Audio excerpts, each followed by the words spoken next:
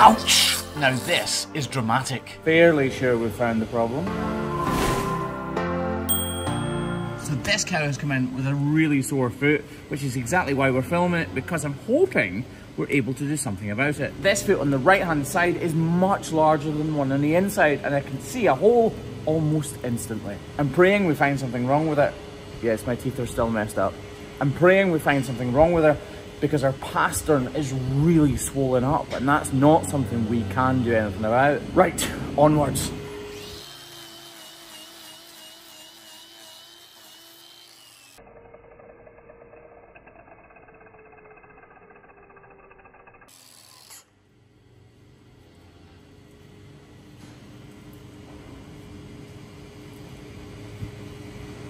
Fairly sure we've found the problem. That is incredible, is it not? Poor thing. So I said our pastern was swollen, and obviously, my jeez, oh. And obviously that is why it's been swollen.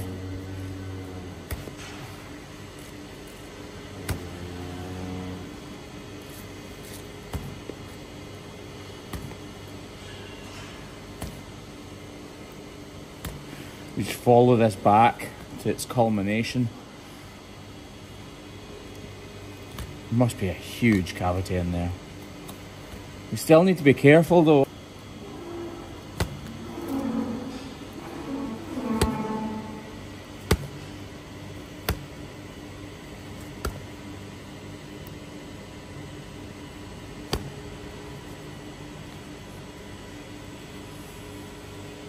It's just incredible.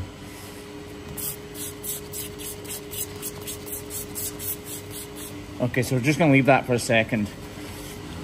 We're grabbing the grinder here in an effort to flatten off the interior or medial claw so that we can stick a block on it. We're literally only taking a very minimal amount of weight to get this claw up off the ground. This isn't a case of reducing the size of a medial claw, we're literally only taking a very minimal amount of weight. And while we've got the grinder in our hand, we might as well reduce that lateral claw as much as we possibly can to ensure that every piece of weight possible is up off the ground. Small wooden. Yep.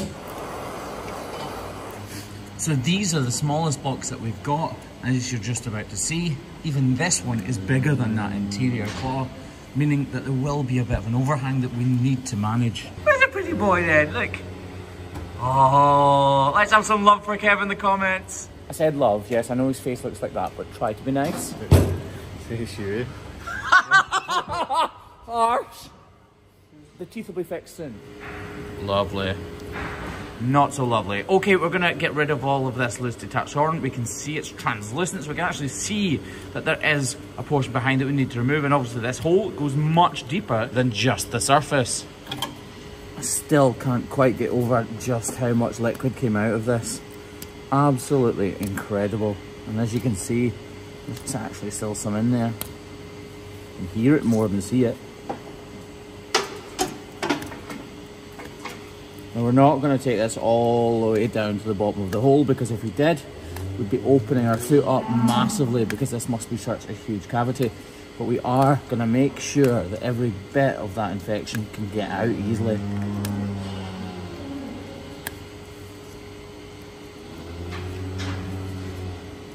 You can actually see that. God, look at that. Ugh. Nice.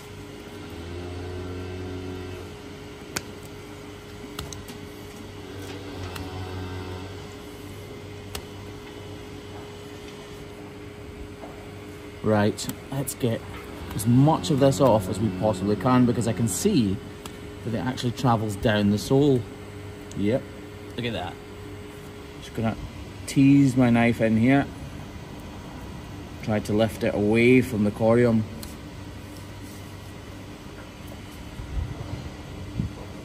This is the part where things can go wrong very, very quickly.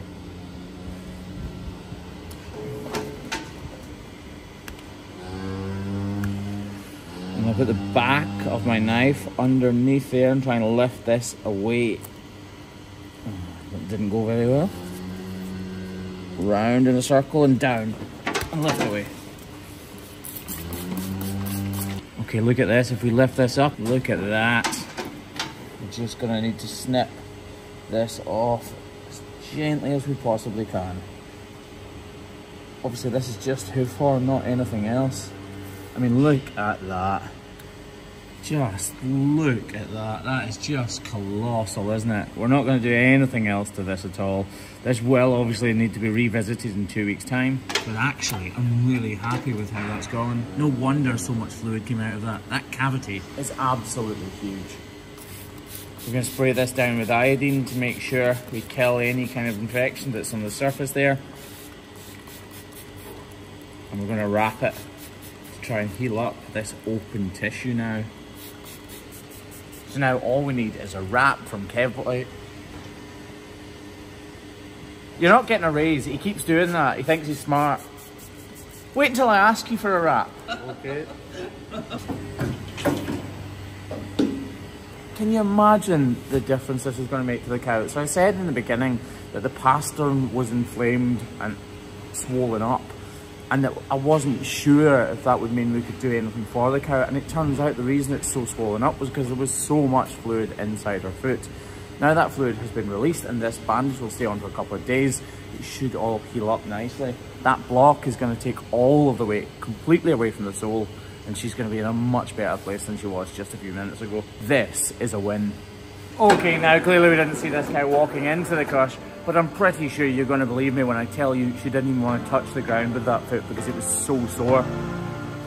If there's any doubt here, just think how much fluid just came out of her foot, the pressure that would have caused and the pain that would have caused in turn. Trust me, she was not touching the ground with that foot. So I'm hoping what we've done should make a difference within a few steps.